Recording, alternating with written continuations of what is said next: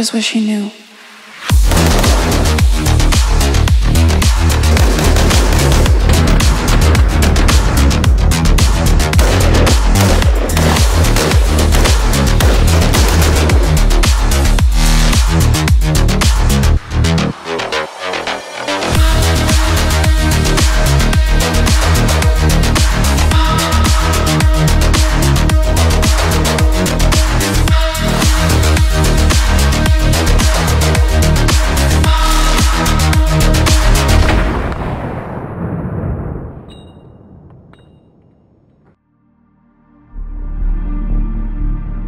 Vitajte. Toto video má za cieľ priblížiť konštrukciu konceptu AR-15. Je určené predovšetkým ľuďom, ktorí sa zaujímajú o fungovanie zbraní alebo zvažujú prejsť na platformu AR. Profesionálom či dlhodobým používateľom neprinesie žiadne zásadné nové informácie. Účelom tohto videa je rozširovať obzory širšej verejnosti v oblasti legálne vlastnených ručných zbraní určených na obranu. Tento projekt vytvorilo občianske združenie Legistelum, skupina príslušníkov silových zložiek MTI Group a súkromné výcvikové centrum RDA, ktoré poskytlo technické zabezpečenie a priestory. Poďme sa porozprávať o koncepte AR-15. O koncepte, ktorý istým spôsobom ovládol kategóriu ručných zbraní na náboj stredného balistického výkonu a ktorý je aj dnes ešte zavádzaný do výzbroje niektorých armád, ako napríklad aj do tej našej, a to súčasne s jeho nasledovníkmi. Poďme si pozrieť, čo tento koncept prináša, priniesol, aké má silné stránky, aké má slabé stránky, ako funguje a skúsme zhodnotiť, kam sa od pôvodného zámeru vyvinul. Súčasne s týmto konceptom, tak ako bol navrhnutý, vznikal aj náboj, pre ktorý bol konštruovaný. Ide o náboj 223 Remington, respektíve podľa CIP značený 5,56x45 alebo 5,56x45 NATO, ktorý umožnil postaviť tento koncept ľahkej karabíny naozaj do tej podoby, ktorá bola známa z pušky, ktorá bola zavedená ako prvá do výzbroje, a to bola zbraň M16. Veci v rámci tohoto videa sa budeme ukazovať na zbraniach, ktoré sú dostupné v našich zemepisných šírkach. Čiže základ konceptu si ukážeme až na modernizovanej verzii pušky M16 a to je variant M16A1. Pôvodný koncept mal byť postavený na použití alebo využití materiálov z oblasti letectva, keďže jej konštruktér Eugene Stoner pôvodne pracoval v letectve. To znamená, stretávame sa tu s použitím zliatín Duralu a technológií, ktoré sa používali predovšetkým v letectve pri práci s Duralom. Čiže bavíme sa hlavne o zápustkovom kovaní, ktoré umožňuje tieto zliatiny Duralu vyrobiť v podstatne vyššej úrovni pevnosti, ako je obyčajné liatie alebo trieskové obrábanie. Ďalšia vec, ktorá sa objavila na zbraniach tejto kategórie, sú reaktoplasty, to znamená plasty, ktoré počas výroby prejdú tepelnou stabilizáciou a vykazujú vysokú mieru tvrdosti a podstatne vyššiu mieru životnosti ako bežné plasty. Povedzme si niečo viac k tomuto náboju, pretože z konštrukčného hľadiska je veľmi zaujímavý a ukázal sa ako úspešný koncept, pretože v následných rokoch po zavedení do výzbroje začal Sovietsky zväz pracovať na podobnom náboji, ktorý uviedol do výzbroje v rámci zavedenia zbrane AK-74 v kalibri 5,45x39. Tento náboj je postavený na princípe využitia vyššej rýchlosti ľahkej strely, keďže úsťová energia strely je definovaná jej hmotnosťou a mocninou jej rýchlosti a je to dosahované tým, že bola využitá dlhšia hlaveň. To znamená, náboj konceptu 223 je postavený na využití dostatočne dlhej hlavne, ktorá dáva tomu náboju nie len presnosť, ale umožňuje mu počas tej doby, keď je tlačený plynmi, dosiahnuť podstatne vyššiu úsťovú rýchlosť. Tento koncept využitia náboja s malou strelou, ktorá má vysokú úsťovú rýchlosť, sa ukázal po zavedení do výzbroje ako úspešný a zbrane M16, ktoré boli využívané na rôznych bojskách sveta, pretože boli dodávané samozrejme do armády Spojených štátov a všetkých spriateľených armád. Následne využil Sovietsky zväz, ktorý začal vyvíjať zbraň AK-74 na náboj, ktorý je postavený na rovnakom princípe, teda ľahká strela s vysokou úsťovou rýchlosťou. Bavíme sa o náboji 5,45x39. Následne sa začali v zbraniach tohto konceptu používať aj iné náboje. Dnes jeden z najpoužívanejších nábojov okrem 223 je náboj 300 Blackout, ale to už sa bavíme potom o civilných iteráciách tejto zbrane, ktoré sa zasa dostali spätne dostávať do výzbroje, ale k tomu sa dostaneme neskôr. Trochu sa dotknem aj pôsobenia samotnej tej strely v rámci terminálnej a ranivej balistiky, pretože má čo dočinenia s samotným prevedením hlavne. Tá hlaveň je postavená tak, aby dokázala túto ľahkú strelu stabilizovať. To znamená, aby zabezpečila dostatočnú rotáciu ľahkej strely, pretože ranivý účinok strely náboja 223 a pôvodnej 55-grainovej strely je postavený na nestabilite a vysokej rýchlosti. To znamená, základný ranivý moment tej strely nie je dosahovaný jej priemerom alebo hmotnosťou, ale tým, že je nestabilná. To znamená, ako náhle trafí cieľ, tak začne rotovať okolo nielen pozdĺžnej osy, ale ostatných osí. To znamená, dokáže v tom tkanive, prípadne keď trafí kosť, potom tele doslova blúdiť. Ďalšia vec je samotný hydrodynamický efekt rýchlej strely, ktorá prenikne do prostredia, ktoré je z väčšieho percenta tvorené vodou. Začne vznikať kavitačná dutina, ktorá pulzuje v rámci niekoľkých stotín sekundy a tých pulzov vie vytvoriť 100 až 1000. Takže hlavná ranivosť tej strely je postavená na jej nestabilite a vysokej rýchlosti. Ďalšiu vec, ktorú priniesol tento koncept v rámci výzbroje do sveta tejto kategórie ručných zbraní, bola nová trieda presnosti bežnej primárnej zbrane jednotlivca, pretože zbrane konštruované na tento náboj sa vyznačujú dvomi základnými vecami. Prvá je tá, že samotná ľahká strela s malým čelným prierezom má menší pokles na dráhe. To znamená, vyžaduje menej nadmieriť na cieľ, keď sa strieľa na dlhšie vzdialenosti. Keďže tento náboj v rámci použitia s konceptom AR-15 sa ukázal ako veľmi životaschopný a kvalitne prevedený ako konštrukčne, tak následne tie výrobné varianty tých zbraní boli veľmi úspešné. Začal sa dostávať intenzívne aj do civilu. Vieme sa preto dneska stretnúť prakticky s dvomi týmito prevedeniami tohoto náboja. Prvý sa dá označiť ako civilný, ktorý je označený 223 Remington. A následne existuje ešte jeho varianta 5,56x45 NATO označovaná, ktorá je určená pre vojenské zbrane. To znamená, ide vlastne o ten úplne pôvodný náboj. Okrem nejakých stotinových rozdielov v prevedení tej nábojnice, hlavný rozdiel je ten, že náboje, ktoré sú určené pre vojenské zbrane, dosahujú viac ako 10% vyšší vnútorný tlak počas výstrelu. To znamená, pri použití tých zbraní treba dávať pozor, či ide o zbraň určenú pre vojenské strelivo alebo pre civilné strelivo. Dôležitý je samozrejme marking, ktorý je tam na tých zbraniach, buď na hlavni alebo na tom paperi, ktorý nám hovorí o tom, či môžeme do tej komory vkladať len civilné strelivo alebo aj vojenské. Samozrejme, ak je určená len na civilné strelivo, môže pri použití vojenského streliva prísť k poškodeniu zbrane.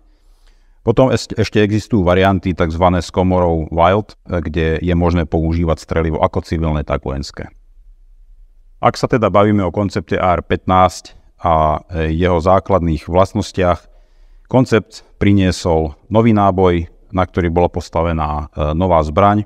Išlo o ľahkú karabinu, ktorej Účelom bolo zabezpečiť dobrú ergonómiu, príjemnú streľbu, dostatočnú mieru presnosti pre bežného vojaka a to všetko za výrobné náklady na úrovni polovičných proti pôvodným puškám M14. Skratka AR ako Armalite Rifle odkazuje na názov firmy, v ktorej vznikla nie len zbraň samotná, ale celý systém vrátane náboja. Kategorizovaná je ako ľahká karabína na náboj stredného balistického výkonu. Nepriniesla principiálne prevratné konštrukčné prvky, na svoju dobu však nadčasovú mieru optimalizácie spojenú so sériovým využitím materiálov a technológií, dovtedy v puškarine používaných len okrajovo. Pozrime sa teda na jej časti podrobne. Poďme na konštrukciu zbraní konceptu AR-15. Základ každej zbrane je samozrejme hlaveň. Keď sa teda bavíme o AR-15 a použití primárne teda náboja 223 Remington, bavíme sa o štíhlej dlhej hlavni.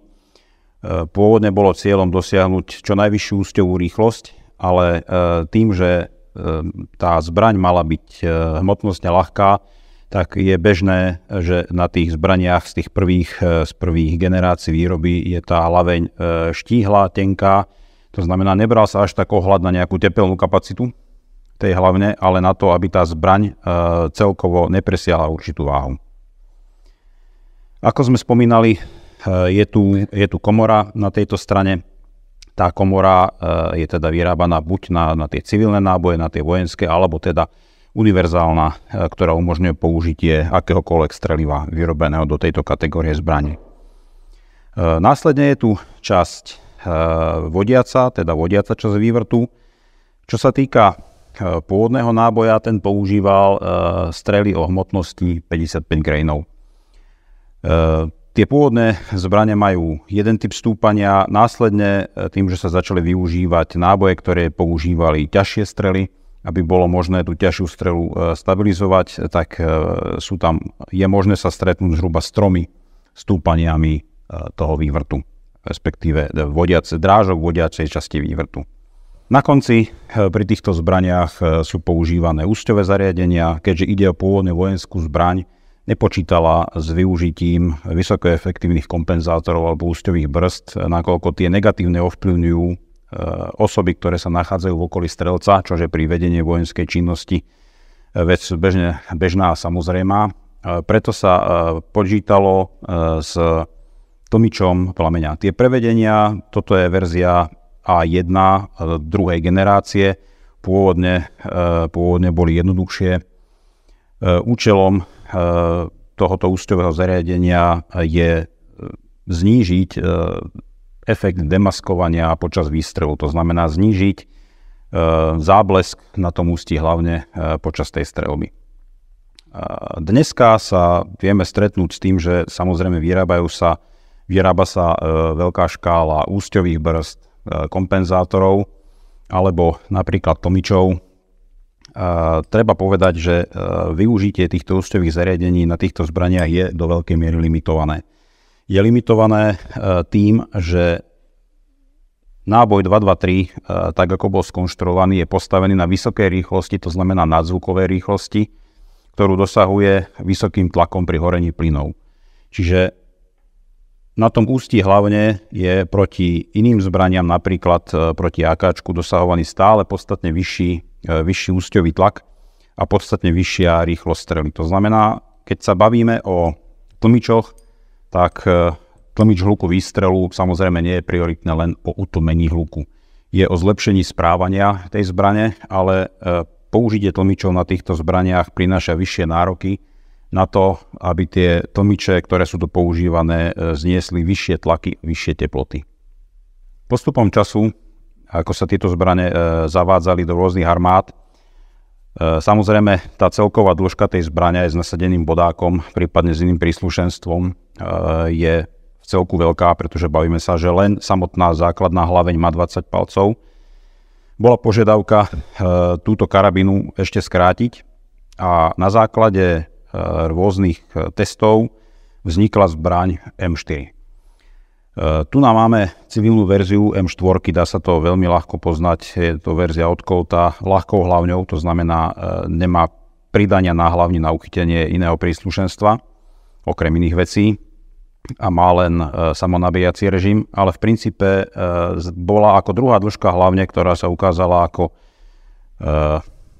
nie optimálna, ale ideálnejšia z hľadiska použitia, bola hlaveň dĺžky 14,5 palca. Skrátenie hlavne pre tento náboj samozrejme zväčšilo všetky negatívne následky použitia toho náboja pri strelbe, to znamená vyšší úsťový tlak, podstatne vyšší záblesk. Dneska sa vieme stretnúť s hlavňami dĺžky 12,5 palca, 10,5 palca, ktoré takisto používa 223. Najčastejší problém, ktorý ľudia riešia, je, že si kúpia 10,5 palcovú hlaveň, strieľajú z toho plnotučné 223 a chcú ešte využívať napríklad tlmič hluku výstrelu, ktorý v rámci použitia plnotučného náboja z tak krátkej hlavne máva veľmi krátku životnosť a ten tlmič máva nízku efektivitu. Ako sme sa bavili, 20-palcová hlaveň tohoto kalibru pri takto rýchlom náboji priniesla podstatné zlepšenie presnosti v kategórii týchto zbraní. Keď sa budeme baviť o konkrétnych číslach, základná norma pre prebierku presnosti zbrane u armády, u zbraní M16 bola 4 mola. Reálne dnešná produkcia aj produkcia tých zbraní dosahovala tú priemernú presnosť okolo hodnoty 1,5 mola. Štandardne, keďže sa vyrábajú zbrane vysokokvalitné až po tie low-cost AR-15, tá presnosť u tých AR-15 dosahuje niekde od 1 do 3 mola. Pre porovnanie u zbraní AK-74 tá presnosť dosahuje 2 až 5 mola. Čo sa týka súčasného trendu skracovania dĺžok hlavní na zbraní konceptu AR-15, tým, že je snaha urobiť tú zbraň čo najkratšiu a samozrejme zároveň zabezpečiť aj nejaké rozumné vlastnosti toho náboju vystreleného z tak krátkej hlavne, plus ešte snaha používať tlmiče hluku výstrelu. Za týmto účelom sa dneska používa veľmi často v tomto koncepte náboj 300 AAC, respektíve 300 Blackout, ktorý odstraňuje nevýhody streľby 223 z krátkej hlavne. To znamená, vzhľadom na zvýšenú hmotnosť tej strely dosahuje vyššiu energiu a samozrejme ten prach je schopný vyhorieť efektívne v nejakých 8 až 9 palcoch dĺžky hlavne. Takže použitie toho náboja v krátkych hlavniach je efektívnejšie dvojnásobne, keďže tento náboj 223 je výrazne supersonický, to znamená výrazne prekračuje rýchlosť zvuku. Tá krátka hlaveň takisto znižuje jeho úsťovú rýchlosť a tým aj znižuje jeho energiu. Používa sa v rámci použitia tlmičov, využitia tlmičov a zvýšenia efektivity použitia tlmiča náboj 300 Blackout, ktorý sa vyrába v subsonických variantoch, to znamená, jeho utlmenie hluku výstrelu je podstatne efektívnejšie, nakoľko nepresahuje rýchlosť zvuku, to znamená, pri streľbe týmto strelivom nevzniká supersonický tresk. S pôvodným konceptom je viazané použitie predpažbia, ktoré je kotvené v 2 bodoch. Tento spôsob uchytenia bol bežný pre zbrane tej doby. Okrem výhod má jednu dosť zásadnú nevýhodu a tou nevýhodou je to, že aby sa dala zvýšiť presnosť streľby zo zbrane, je ideálne, keď hlaveň je uchytená len v jednom bode, priamo pri komore a koniec hlavne je možné nechať voľne kmitať. Tým sa znižuje rozptyl počas streľby, čož teda u pôvodného konceptu bolo riešené iným spôsobom, nakoľko sa tu nachádzal odber plynov a predpažbie bolo uchytené za odberom plynov a v mieste komory. Dnešným štandardom je u AR-15 voľne plávajúca hlaveň, kde predpažbie je uchytené len v mieste komory, na úrovni komory, a tá hlaveň voľne prechádza tým predpažbím, čím teda sa dá podstatne zvýšiť presnosť streľby. Hlavne keď sa bavíme o streľbe pri zahriatej hlavni, kedy tá hlaveň, môžu tam vznikať, samozrejme nie plastické, ale podstatne väčší výkmit. Keď sa bavíme o predpažiach AR-15, tak samotné predpažbie a možnosť jeho výmeny je jeden z hlavných dôvodov, pre ktorý je známa svojou modularitou. To znamená, predpažbia sa dajú použiť rôznych dĺžok, rôznych prevedení, s rôznym druhom spôsobom uchytenia, či sú to rizlišty, alebo je to K-mod, alebo rôzne iné spôsoby. V dnešnej dobe je najpoužívanejší napríklad systém M-Lock a takéto prevedenie predpažbia uchyteného v jednom bode umožňuje vlastne či už použitie dvojnožiek alebo zapretie tej zbrane v druhom alebo treťom bode bez toho, aby to ovplyvňovalo samotnú hlaveň počas výstrelu. Dostávame sa k samotnému telu zbrane, respektíve púzdru záveru, ktoré sa u zbraní kategórie AR-15 skladá z dvoch častí. Je to upper, horná časť, a je to lower, spodná časť. V rámci upperu je umiestnená naťahovacia páka a chodí v ňom samotná záverová skupina. Tento spôsob prevedenia tela zbrane je jedna z vecí, ktorá zabezpečila AR-15 tú ľahkosť. Prvýkrát u zbrane boli prakticky využité technológie z letectva, to znamená, hovoríme o zliatinách hliníka, ktoré sa vyrábali, respektíve ten tvar sa vyrábal zápustkovým kovaním. To znamená, bolo možné týmto spôsobom technológie dosiahnuť veľmi plastický tvar, ktorý mal minimum zbytočných prídavkov, ktoré vyplývali z technológie tvárnenia. Samotný tvar upperu u starších prevedení má klasickú nosnú rukoveť, ktorá pôvodne neslúžila len ako nosná rukoveť, ale u tvora pôvodného konceptu vychádzajúceho z AR desiny slúžila ako krytka pre naťahovaciu páku záveru, ktorá bola pevne spojená so záverom a behala v priestore tej rukovete. Následne z toho zostala už len rukoveť, keďže páka bola prenesená dozadu, aby jej chod bol oddelený od chodu záverovej skupiny. A dneska je štandard priebežná rizlišta na uchytenie príslušenstva po celej dĺžke predpažbia aj upperu. Z ľavej strany sa na tom uppere nenachádzajú žiadne obslužné prvky.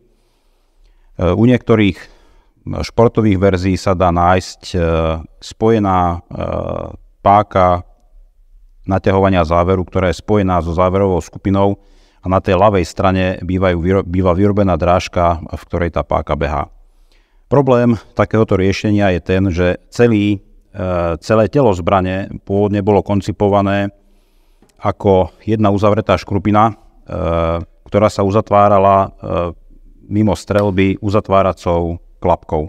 Ako náhle teda sa vyrobí ďalší otvor na tomto upperi, je to miesto, kde sa tam dostáva špina a v rámci poľných podmienok znižuje tento prvok spoľahlivosť zbrane. Z pravej strany vidieť kryciu klapku, ktorá prekrýva vyhadzovacie okno. Toto riešenie je známe napríklad zo zbrane Sturmgewehr 44, ktorej účelom je zabezpečiť, aby v prípade, že sa zo zbraňou nestrieľa a je v poli, bolo zabezpečené, že sa priamo do mechanizmu nebudú dostávať nečistoty. Táto klapka sa automaticky otvára pohybom záveru vpred alebo vzad a potom je samozrejme obsluha nútená ju fyzicky zavrieť. U pôvodných verzií AR-15 sa za klapkou nenachádzali žiadne ďalšie ovládacie prvky, respektíve konštrukčné prvky. Čo sa postupom času zmenilo, M16A nemala žiadny prvok, potom prišla M16A1, ktorá bola doplnená o dorážač. Je to konštrukčný prvok, ktorý vlastne zabezpečuje dorazenie závera do prednej polohy v prípade, že dochádza k nadmernému znečisteniu tej zbrane. Je to z dvoch dôvodov. Jedna vec, samozrejme v krízovej situácii donútiť tú zbraň vystreliť. Druhá vec je tá, že záverová skupina chodí priebežne do tej zadnej časti a ako náhle zostane zaseknutá, nie je možné zbraň otvoriť k vyčisteniu alebo k odstráneniu tejto závady. To znamená, samotný dorážač je určený na to, aby sa tá záverová skupina dala doraziť dopredu a za tým účelom sú na samotnom nosiči závorníku vytvorené drážky. Druhá časť, druhý konštrukčný prvok, ktorý pribudol následne na týchto zbraniach v rámci skúsenosti s použitím, je deflektor. Je to náliatok na tom aperi, ktorého účelom je odrážať nábojnice, ktoré by pri vyhodení z okna lietali do priestoru tváre strelca. Geometria vyhadzovania nábojníc u tejto zbrane sa mení s tým, akým spôsobom dochádza k znečisteniu vyhadzovača.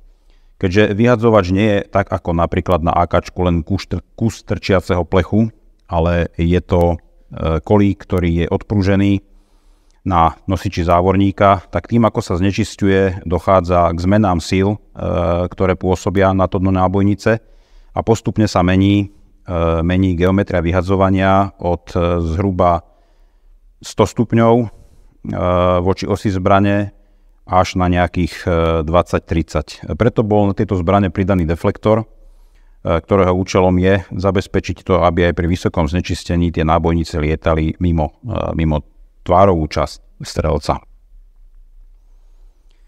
U niektorých zbraní, u niektorých prevedení AR-15 sa dá stretnúť s tým, že chýba skupina dorážača.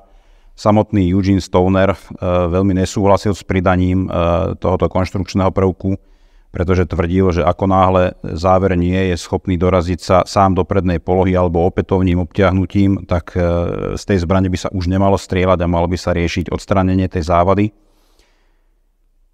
Nič menej, tento prvok sa systematicky dostáva na všetky konštrukcie AR-15 aj ich následovníkov a zjavne v rámci použitia v poľných podmienkach je to prvok, ktorý je na tej zbrani dôležitý.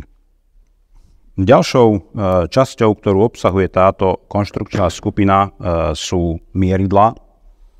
Bavíme sa teda o cielniku a muške, ktorá pôvodne bola konštruovaná tak ako u zbraní toho obdobia bolo štandardné na nosiči pevne pripevnenom na hlavni, ktorá bola staviteľná nie stranovo, ale len výškovo, a cielnik, ktorý bol umiestnený v rukoveti, respektíve ktorá mala účel kryť naťahovaciu páku, ktorá sa potom dostala dozadu. A pôvodne bol riešený tak ako na jednoduchých zbraniach tej doby ako preklopný. To znamená, nedal sa nastavovať výškovo. Korekcia výšky bola riešená len preklopením na vzdialenosť 100 a 300 metrov alebo 200 a 600 metrov. Toto bolo riešenie, ktoré už od M16A2 bolo riešené inak. A vlastne cieľom bolo zabezpečiť to, aby tie mieridlá, ktoré boli na tej iterácii A2 vyrábané, aby bola zabezpečená ako výšková, tak stranová korekcia a zostalo zachované aj to preklopné, ten preklopný cielnik. Dneska sa dá bežne stretnúť s tým, že zbrane konceptu AR-15 sa nevyrábajú s mieridlami, pretože nastalo masívne použitie rôznych druhov optík. To znamená, za predpokladu, že sa používajú kolimátory, tak sa na týchto zbraniach používajú záložné mieridlá, ktoré sú sklopné. To znamená, väčšina dnešných AR-15 nemá mieridlá, ani sa nestretnete, že by vám ich tej zbrani poväčšinou výrobca dal. Posledný prvok, ktorý je na aperi, a nespomenuli sme ho, je naťahovacia páka záveru, ktorá slúži na stiahnutie záveru do zadnej polohy, teda pri nabití alebo pri kontrole stavu zbrane, ktorá je riešená ako jednoduché ťahlo, ktoré zaberá samotný nosič závorníku a zväčša je uchytenie riešené v zadnej časti, aby teda nelietala, pretože nie je pevne spojená so závorníkom. Pri dorazení sa zacvakne do aperu. Dá sa stretnúť s viacerými prevedeniami týchto pák. Klasická páka M16-ková, dá sa stretnúť s obojstranným ovládaním preľaváka, prepraváka, kde je prepákované to istenie, plus pre použitie s tlmičmi sa dá stretnúť s pákami, ktoré majú vytvorené otvory, aby bol zabezpečený lepší odfúk v rámci odberu plynov s aperuvom. Aper je s loverom spojený v dvoch miestach cez kolíky, pomocou ktorých sa dá vlastne zabezpečiť pevné spojenie týchto dvoch častí, s tým, že ak sa bavíme o údržbe, tak vyťahnutím jednoho kolíka sa dá zabezpečiť len otvorenie zbrane tak, aby sa nám nerozpadla na viacero častí. Čo sa týka loveru, lover obsahuje zásobníkovú šachtu so záchytom zásobníka, obsahuje spúšťový mechanizmus a ďalej pištolovú rukoveď a je na ňom uchytená pevne pažba, do ktorej chodí buffer spolu so záverovou skupinou. Čo sa týka zásobníkovej šachty, tá je riešená podobným spôsobom zasa, ako to bolo napríklad u Sturmgeweru 44, tak, že zásobník je možné len zasunúť zo spodnej časti, to znamená, nie je potrebné robiť žiadny kývny pohyb, ako je to u zbraní AK alebo vzoru 58. Výhoda je samozrejme lepšia ergonómia, možnosť rýchlejšieho zasunutia zásobníku aj pre človeka, ktorý menej má natrénované. Nevýhoda tohoto je tá, že u lacnejších zásobníkov alebo u zásobníkov, ktoré majú otlačené miesto, kde je záchyt zásobníku, dochádza k horšiemu vymedzeniu presnej polohy náboja v nábojisku, teda v priestore, z ktorého je záverom vytláčaný do hlavne, a tým pádom u týchto zbraní, alebo u zásobníkov, ktoré majú nevhodnú konštrukciu alebo sú opotrebované, v prípade toho, že strelec drží tú zbraň za zásobník alebo oprie tú zbraň zásobníkom o zem, môže dochádzať k zádržkám. Keď sa dostaneme k spúšťovému mechanizmu zbrane AR-15, je klasickového kladívkového typu, to znamená, je tam kladivo, ktoré je držané bicou pružinou, spúšťová časť, samonabíjacie verzie pôvodne vyrobené len samonabíjacie verzie majú len tieto dve časti. Zbrane, ktoré umožňovali alebo umožňujú plne automatický režim, majú ešte tretí kolík, ktorý obsahuje automatické vypúšťanie spúšte pri dorazení záveru do prednej polohy. Na trhu je veľké množstvo rôznych spúští, prevedení spúští, ktoré sa líšia dĺžkou chodu jazyčka spúšte, odporom. Skutočne ten civilný trh ponúka obrovské priehrštie spúšti, ktoré sú veľmi dobré. Dá sa na tom trhu nájsť aj veľa nezmyselných vecí, ako sú napríklad binárne spúšte, ktoré zabezpečujú to, že jeden výstrel nastane pri stlačení spúšte a druhý výstrel nastane pri pustení spúšte. Samozrejme, u nás podľa našej legislatívy je takáto spúšť zakázaná, pretože mení klasifikáciu zbrane zo samonabíjacej na samočinnú. Ďalej, súčasťou spúšťového mechanizmu je poistka, ktorá pôvodná poloha je v spodnej časti odistené, v zadnej časti je jednotlivé strelby, preklopená na opačnú stranu je plný automatický režim. Ľudia, ktorí majú odstrieľané s 58-čkami, zostávajú trochu v rozpakoch, pretože pôvodné polohy tej poistky sú presne opačné ako na 58-čke.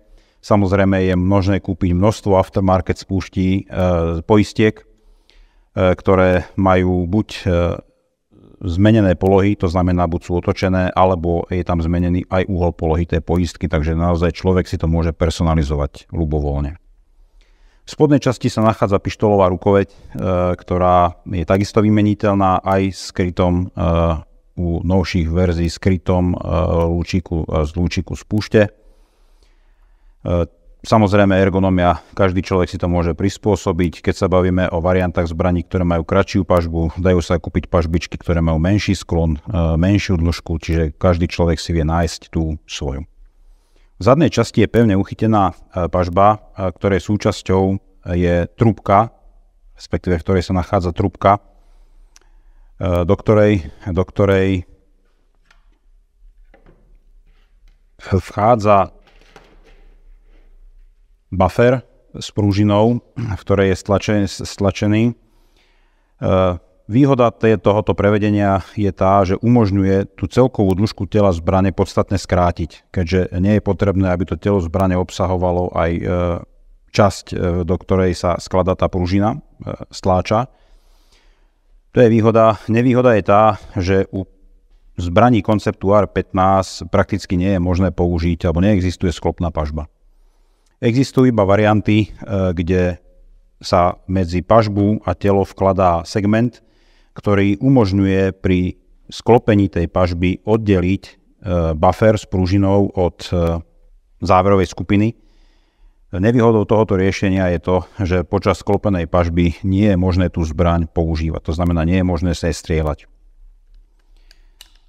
Často sa ľudia divia, prečo niektoré zbrane nie sú zaistené. V prípade, že ide o štandardné prevedenie z púšte, tak po vypustení kladiva nie je možné zbraň zaistiť. Aftermarket z púšte umožňujú túto vlastnosť aj v prípade, že kladivo je vypustené. Dostávame sa k záverovej skupine.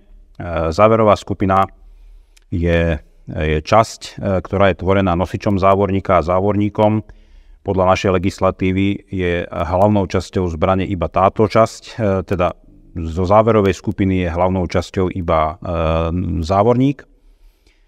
Uzamykanie je riešené rotáciou hlavy závorníka, to znamená, sú tam ozuby, ktoré vojdu do zadnej časti hlavne a rotáciou sa uzamknú, to znamená, tlak na dno nábojnice nevytláča ten závorník von. Tieto ozuby sú aj jednou z najchulostivejších častí tohoto mechanizmu zbrane a v prípade údržby je potrebné robiť ich pravidelnú diagnostiku. Nemali by sa tam nachádzať žiadne odtlačenia, nemalo by sa tam nachádzať žiadne časti kovu, ktoré sa obrusujú alebo doslova hoblujú na niektorých lacnejších verziách AR-15 počas streľby. V tejto časti sa nachádza vyťahovač, ktorý je odprúžený. V tejto časti sa nachádza vyhadzovač, ktorý je takisto na pružine. V strednej časti je otvor pre úderník, ktorého úlohou je iniciovať náboj pred výstrelom.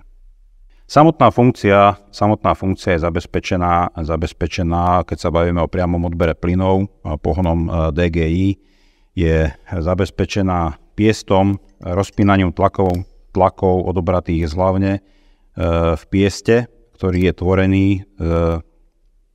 je tvorený nosičom závorníka a závorníkom, a na zadnej časti toho závorníka sa nachádzajú aj tesniace krúžky, ktoré majú svoje zámky, a ďalšia vec, ktorú je potrebné vždy skontrolovať, či sú není vypraskané a hlavne, či sú tie zámky pootáčané tak, aby vždy boli v jednej tretine toho závorníka, aby sa neprekrývali, pretože tým dochádza k horšiemu tesneniu toho závorníka v tom nosiči.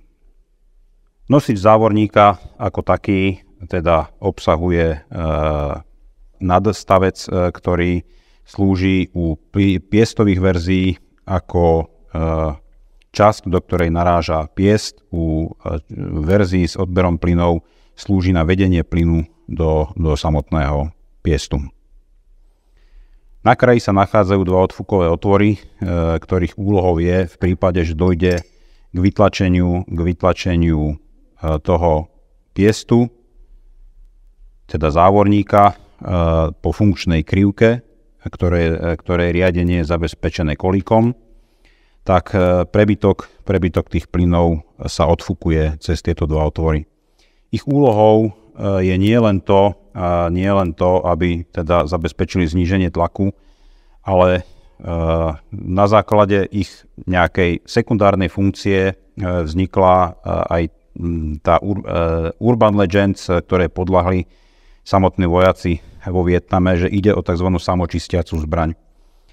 Skutočne tá zbraň je z časti samočistiaca, to znamená, že táto trúbka, ktorá slúži na odber plynov, tá sa nečistí a netreba ju prefúkovať, ten tlak to zabezpečí dostatočne sám. Tieto odfúkové otvory z časti zabezpečujú aj vyčistenie tohoto priestoru od nejakých hrubých nečistôt. Samočistiaca schopnosť tejto zbrane týmto končí, pretože samozrejme to, že tá zbraň vie takýmto spôsobom využívať ten tlak odberu plynov, neznamená, že ju treba nečistiť, neservisovať a nestarať sa o ňu. Pretože ako náhle sa v tejto skupine nahromadia tie spaliny, tak samozrejme zvyšuje sa odpor chodu záveru a tá zbraň začne robiť závady. Priebežne cez ten nosič závorníku a závorník prebieha zápalník, po ktorom udiera kladivo v tomto priestore, a ktorý je istený závlačkou. Následne sa záverová skupina opiera o buffer, ktorý môže mať rôzne dĺžky, rôzne hmotnosti, ktorý zapadá do vratnej pružiny, ktorá zabezpečuje to, aby sa automatika vrátila do uzavretého a uzamknutého stavu. Čo sa týka samotných pažieb, tak pôvodné pevné pažby boli nahradené následne výsuvnými pažbami, tým, že nie je možné v rámci tohoto konceptu vytvoriť sklopnú pažbu, ktorá by zabezpečovala funkciu zbrane bez zmien, tak sa pristúpilo k možnosti menenia dĺžky zbrane výsuvnými pažbami, ktoré sú dneska absolútnym štandardom. Čiže je to také polovičné riešenie voči sklopnej pažbe, ale umožňuje meniť tú dĺžku zbrane, či už v závislosti od toho, keď má byť uložená niekde vo vozidle alebo na prepravu, alebo ak sa používa individuálna balistická ochrana na optimalizáciu tej dĺžky vzdialenosti od ramena, ak sú tam nejaké hrubé popruhy. Pôvodne ľahká karabína sa rokmi vyvinula do multifunkčnej zbrane orientovanej viac na presnosť a variabilitu ako hmotnosť. Využitie plne oddeliteľného aperu, na ktorom je hlaveň s predpažbím a mieridlami, dáva široké možnosti. Na jeden lover s rovnakým zásobníkom umožňuje umiestniť apre s rôznymi dĺžkami či hrúbkami hlavní, predpažbiami priamo navešaným príslušenstvom, či dokonca zmeniť zbraň na úplne iný náboj. Za pár sekúnd bez nutnosti nového nastrelenia.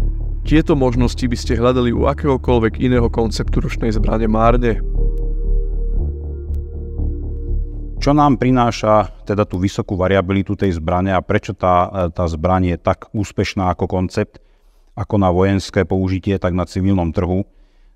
Treba povedať, že tú slávu AR-15 a to, že sa dodneska udržala vo výzbroji, priniesol hlavne americký civilný trh, ktorý okamžite potom, ako sa dostala na civilný trh, začal vo veľkom vyrábať rôzne optimalizačné sady. Čiže ak zoberieme rizlištu, ktorá u toho konceptu umožňuje použitie rôznych druhov optík, rôznych druhov záložných mieridiel, primárnych mieridiel, kolimátory, LVP optiky, alebo plnohodnotné, plnotučné optiky na prestrelbu na dlhú vzdialenosť. To je jedna časť variability.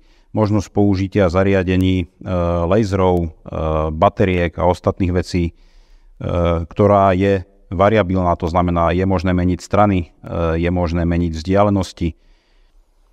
Ďalšia vysoká miera optimalizácie tej zbrane personalizácie je vzhľadom napríklad na náboj, ak si niekto vyrába svoje vlastné náboje, to znamená prebíja ich a modifikuje si ich tlak, tak je možné samozrejme používať nadstavce na odber plynov, ktoré majú meniteľný priemer alebo meniť ich priemer. Dajú sa používať trúbky rôznej dĺžky, to znamená pri skracovaní hlavní je možné ich modifikovať. Čo sa týka odladenia tej zbrane v rámci použitia za rôznych teplôt a s rôznym typom streliva je možné meniť buffer a pružinu s rôznymi hmotnosťami, s rôznymi odpormi, čiže dá sa naozaj dosiahnuť vyváženie dynamických parametrov toho režimu, aby tá zbraň spoľahlivo fungovala od vysokých teplôt po nízke teploty s rôznymi laboráciami streliva.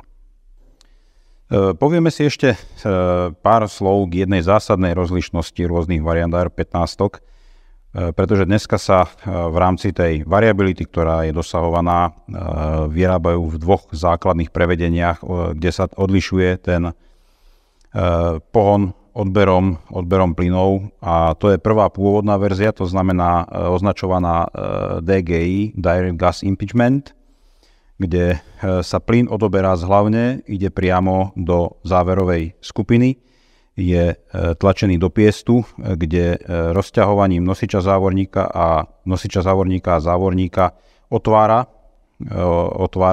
ten člen. Neskôr v snahe zvyšovať spoľahlivosť týchto systémov vo vojenských podmienkach začala ako prvá s tým prišla firma Heckler & Koch, ktorá modifikovala AR-15. Tie Heckler & Kochy nemajú zameniteľné diely, väčšinu dielov nie je zameniteľná z AR-15, ale modifikovala tento systém piestovým prístupom. Používa sa pohon odberu plynmi, ktoré tlačia na piest s krátkym chodom. To znamená tak, ako to poznáme napríklad zo samopalu vzor 58, respektíve pušky vzor 58, alebo ako to poznáme z karabíny SKS, že tým, že plyny odobraté na čelo piestu udrú na nosič závorníka a ten teda ide dozadu a funkčnou krivkou zabezpečuje rotáciu, odomknutie závorníka. Sú to dva prístupy. Častokrát človek na rôznych fórach vidí hádky zástancov toho systému, ktorý je lepší, ani jeden nie je lepší. Každý má svoje výhody, nevýhody. Tento systém je spoľahlivejší, keď sa bavíme o skutočne vojenských podmienkach bahna, piesku a extrémnych podmienok ako tento. Na druhú stranu tento systém je ťažší, tie zbrane sú podstatne ťažšie a vytvára rázy na nosič závorníka, čo teda spôsobuje rázy aj pri samotnej streľbe.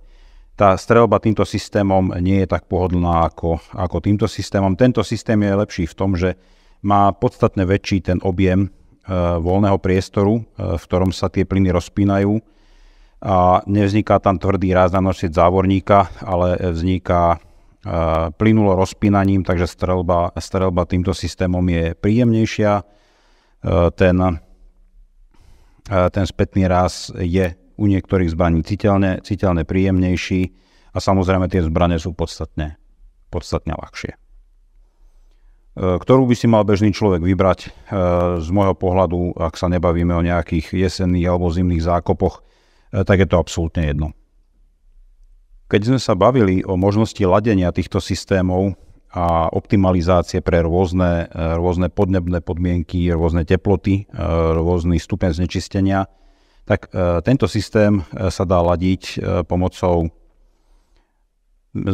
vymieňania alebo výmeny nastavca na odber plynov, ktorý teda môže mať buď rôzne priemery toho otvoru, alebo dá sa kúpiť nastavovateľný, ktorý je možné samozrejme meniť, ale nie počas streľby.